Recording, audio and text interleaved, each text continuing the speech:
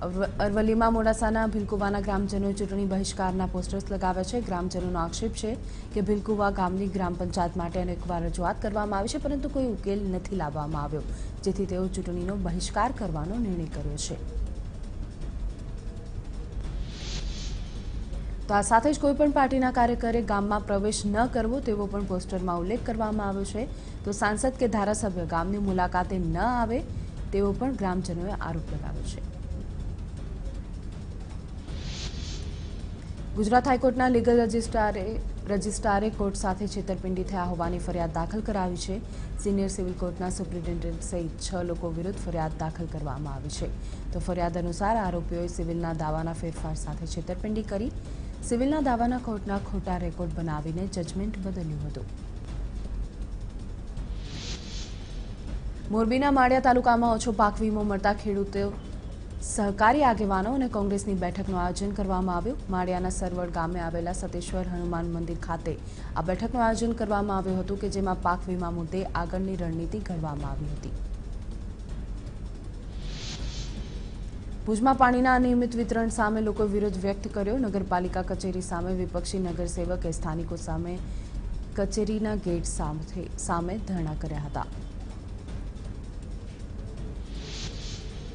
ભાજપ શાસિત ડાકોર નગરપાલિકાની સામાન્ય સભા પહેલા વિવાદ સર્જાયો હતો। નગરપાલિકાના 11 સભ્યો અને અગ્રણીઓએ પાલિકાનો એક હદ્દો નિર્ણય લઈને પ્રાથમિક સુવિધાઓ અને દબાણોને સમર્થન મળતું હોવાના આક્ષેપ સાથે ઉપવાસ પર બેઠા હતા। પત્રકાર ચિરાગ પટેલ અપમૃત્યુ કેસમાં વડોદરાના ડભોઈ પત્રકારોએ પ્રાંત અધિકારીને આવેદનપત્ર આપ્યું અને આ કેસની યોગ્ય પોલીસ તપાસની પણ માંગ કરી હતી। તો પત્રકાર ચિરાગ પટેલ કેસમાં ક્રાઇમ બ્રાન્ચે તપાસ તેજ કરી છે અને વૈજ્ઞાનિક ઢબે તપાસ શરૂ કરી છે। તો ક્રાઇમ બ્રાન્ચ દ્વારા HD વિઝ્યુઅલ્સ અને લેસર મશીનથી ઘટના સ્થળની 3D ઇમેજ પણ લેવામાં આવી હતી।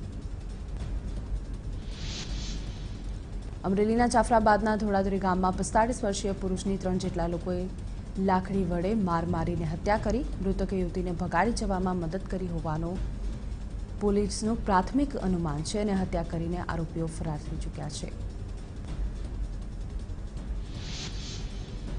સુરતમાં પાસના નેતા અલ્પેશ કથિરિયાના પિતા અને તેના ભાઈ પર હુમલો થયો। ઘર નજીક પાર્કિંગને લઈને બબાલ થઈ અને બોલાચાલીએ ઉગ્ર સ્વરૂપ ધારણ કરતા 3 લોકો ઉશ્કેરાયા હતા અને અલ્પેશના પિતા અને ભાઈ પર હુમલો કર્યો હતો।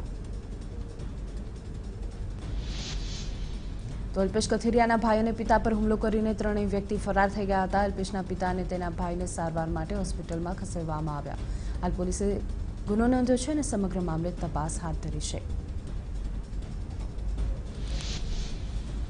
મહેસાણામાં ફરી એકવાર દલિત કિશોરને માર મારવાની ઘટના સામે આવી છે। 3 થી 4 શખ્સોએ કિશોરનું અપહરણ કરી માર માર્યા હોવાની ફરિયાદ દાખલ કરવામાં આવી છે। તો ધીણોજ ગામના રમેશ પટેલ સહિત 2 લોકો સામે ફરિયાદ દાખલ કરાઈ છે। પીડિત કિશોરે આરોપ લગાવ્યો છે કે તે પેપર આપીને આવી રહ્યો હતો ત્યારે તેનું અપહરણ કરવામાં આવ્યું।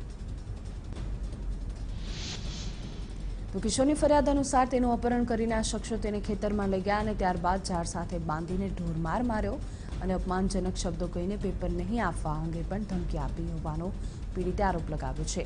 તો પીડિતના પરિવારજનોએ ચાણસ્મા પોલીસ સ્ટેશનમાં ફરિયાદ દાખલ કરાવી છે। અંકલેશ્વરમાં નેશનલ હાઈવે પર તાપી હોટેલ પાસે 108ની એમ્બ્યુલન્સ ટીમ પર હુમલો થયો। ઇજાગ્રસ્તો પાસે મોડા પહોંચતા લોકોએ કર્મચારી સાથે મારામારી કર્યા હોવાનો વિડીયો વાયરલ થયો છે। તો આ મામલે હજી સુધી કોઈ ફરિયાદ દાખલ નથી થઈ। રાજકોટ પોલીસે સોખડા ગામ પાસે 3,33,86,120 રૂપિયાની કિંમતના દારૂના જથ્થાનો નાશ કર્યો, જેમાં 1,06,342 દારૂની બોટલ હતી। તો અલગ અલગ 470 કેસમાં દારૂ અને બિયરનો જથ્થો પકડાયો હતો, જેને નષ્ટ કરવામાં આવ્યો।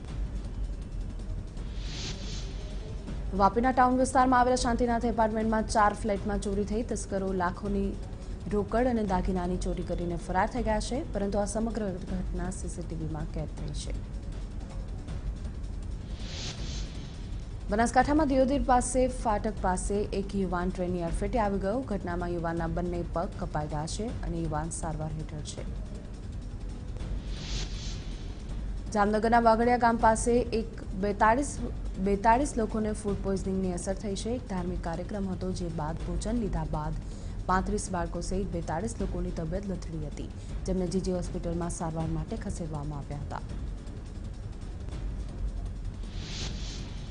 સ્વાઇન ફ્લૂની ભયાનકતા એટલી હદે વધી રહી છે અને મૃત્યુઆંક પણ સતત વધી રહ્યો છે. છેલ્લા 20 દિવસમાં સ્વાઇન ફ્લૂને કારણે 6 લોકોના મૃત્યુ થયા છે અને 290 જેટલા પોઝિટિવ કેસ સામે આવ્યા છે. તો ચાલુ વર્ષે મહારોગ 25 લોકોને ભરખી ગયો છે અને 1267 પોઝિટિવ કેસ સામે આવી રહ્યા છે. છોટાઉદેપુરમાં ધૂળેટીના તહેવારને ઘેર ઉઘરાવવા બાબતે થયેલા ઝઘડામાં આધેડનું મૃત્યુ થયું છે. કાર ચાલક પાસે ઘેરના પૈસા ઉઘરાવવા બાબતે આધેડને લઈને બોલાચાલી થઈ. આરોપ છે કે આધેડને કારમાં અજાણ્યા સ્થળ પર લઈ જઈને મારવામાં આવ્યો હતો.